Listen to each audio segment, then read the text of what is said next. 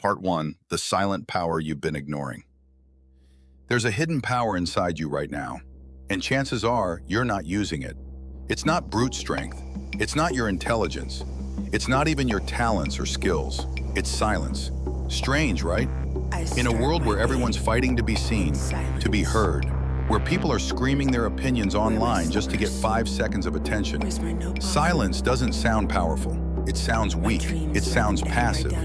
But here's the thing, silence is a weapon, a psychological tool, and most people have no idea how to use it.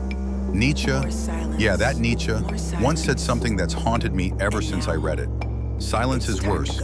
All truths that are kept silent become poisonous. But he wasn't talking about passive silence, that kind of silence where you let life roll over you.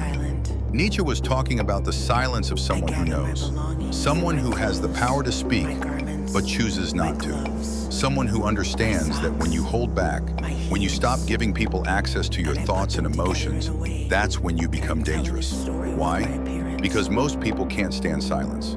Silence makes people uncomfortable. It makes them anxious. They don't know what you're thinking, and that makes them nervous. And here's the key. People fear what they don't understand. And when you stay silent, they start projecting their own insecurities onto you. Suddenly you become the mystery. You become the unpredictable one. And the unpredictable one always holds the advantage. Look around you. People talk all the time about nothing. Constant streams of words, filling every second of the day. Why? Because they're terrified of what might happen if they're left alone with their own thoughts. Silence forces you to face yourself. And most people aren't ready for that fight. But you're going to use it. You're going to learn how to weaponize silence. Not to be passive, not to be weak, but to be deliberate. To choose your words like weapons. Sharp, precise, and only used when necessary. Nietzsche saw through the noise. He saw how constant talking was often just a mask, a way to hide insecurity. But real strength, real confidence, it's in the man who can stand in the middle of the storm, completely calm, saying nothing, because he doesn't need to prove himself. And that's the trick. The moment you stop explaining yourself, you start to win. The moment you stop giving people free access to your emotions, you start to control the frame. The silent man is always the most dangerous one in the room. Not because he's loud, but because when he finally does speak, everyone listens. Part 2, why silence makes you magnetic. Let's go deeper into this. Silence doesn't just make you mysterious, it makes you magnetic. And here's why. Human beings are uncomfortable with the unknown. When we don't have answers, when someone doesn't explain themselves, our brains have to fill in the blanks. It's automatic.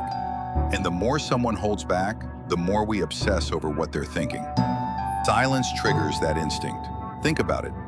Have you ever been around someone who rarely speaks, but when they do, the entire room quiets down? People lean in just to catch every word. Why? Because they've earned it. Their silence built anticipation. They didn't waste words, so their words have value. Most people throw their words around like loose change, but when you hold back, your words become currency, something rare, something valuable. And Nietzsche, he understood this before anyone else. He knew that most people talk not because they're wise, but because they're afraid. Afraid of being misunderstood, afraid of not being liked, afraid of being irrelevant. So they explain, and explain, and explain some more. But every word they throw out is like handing people ammunition to use against them. But the silent man, he doesn't give them that luxury. He's not playing that game. He doesn't explain himself to be liked, and he doesn't argue to win approval. He's above that. Nietzsche also said, "He who has a why to live for can bear almost anyhow." That why, that purpose, makes silence easier. When you know your mission, when you have that inner confidence, you don't need to announce yourself everywhere you go. You just act. And your actions speak so loudly that words become optional. But here's where it gets even more interesting. Silence exposes people. Stay silent long enough in a conversation and watch what happens. People start revealing themselves. Their fears, their motives, their weaknesses. They come spilling out, desperate to fill the empty space. Why? Because silence makes people uncomfortable, and discomfort makes people careless.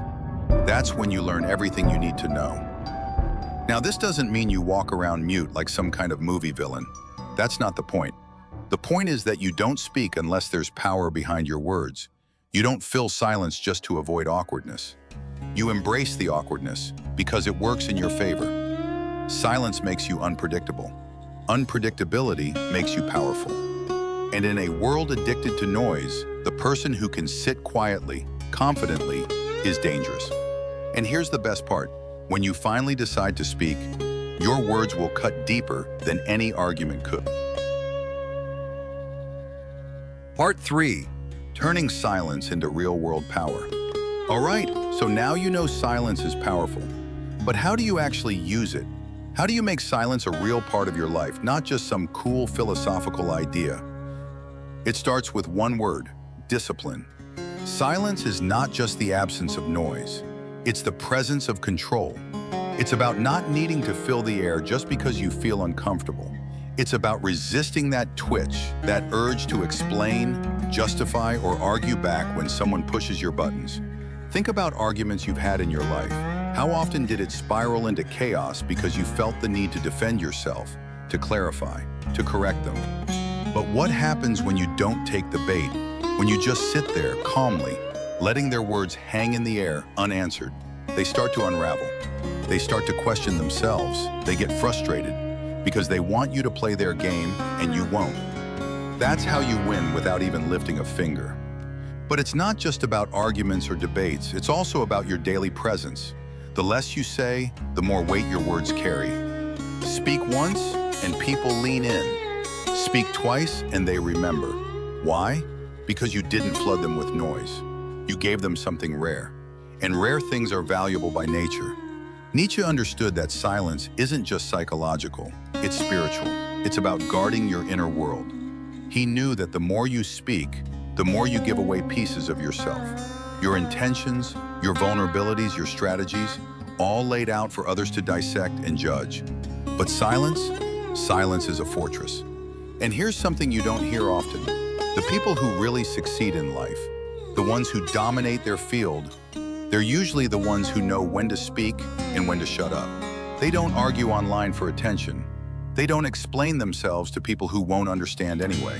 They keep their energy focused, controlled, aimed at their goals. And when they do talk, they're sharp, direct, no wasted motion. It's like watching a professional fighter. No extra moves, just precision. But silence isn't easy. It's uncomfortable at first. You'll want to fill the gaps, smooth things over, explain yourself. That's normal. But discomfort is where growth happens. And once you've mastered that discomfort, you'll realize you don't need to speak to win. Sometimes the loudest thing you can say is nothing at all. And here's the beauty of it. The world won't know what to do with you. And that's exactly where you want to be. Part 4. The final move. Silence as your superpower. By now, you probably realized this isn't just about words, it's about power. It's about breaking free from the need to explain yourself to people who don't matter. It's about taking control of how you show up in the world. Nietzsche understood something that most people never will. Silence is not weakness. Silence is not emptiness. Silence is full of meaning. It's a form of resistance. In a noisy world, silence is rebellion. Everyone's rushing to talk. Everyone's fighting to be heard. But you're going to move differently. When you choose your words carefully, when you hold your tongue not out of fear, but out of confidence, you signal something deeper, that you're not like the rest of them, that you're building something inside yourself, that your time, your energy, your thoughts are yours not for public consumption, not for cheap entertainment. Remember this, loud people crave attention, quiet people command it. The moment you stop needing to be understood, you become dangerous. Why? Because you're no longer playing the game of approval. You're not chasing validation. You're not giving away your soul in little pieces just to make someone else comfortable. And here's the twist Nietzsche would have loved. When you stop chasing approval, you get it. When you stop talking to impress people, they become more impressed. It's not fair, right? But it's real.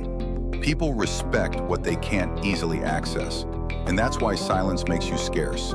Scarcity creates value, and value creates power. Next, so what do you do next? Start practicing it. Next time someone insults you, say nothing.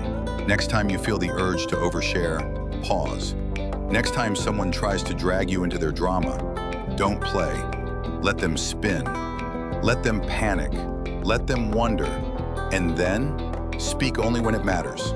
Speak when it's sharp, when it's necessary, when it's going to move something. That's how you win. That's how you take Nietzsche's silent trick and turn it into your superpower. And if you found value in this, if you're ready to build this kind of strength in your own life, make sure you subscribe to the channel. We're diving deep into the uncomfortable truths, the philosophies, and the strategies that nobody else wants to talk about. Join the tribe. Stay sharp, stay silent, stay powerful. If this message spoke to you, don't just watch, become part of this movement. Hit that subscribe button, give this video a like, and join a community of thinkers who don't settle for the ordinary. More content like this is coming. Sharper, deeper, more uncomfortable. Don't miss it.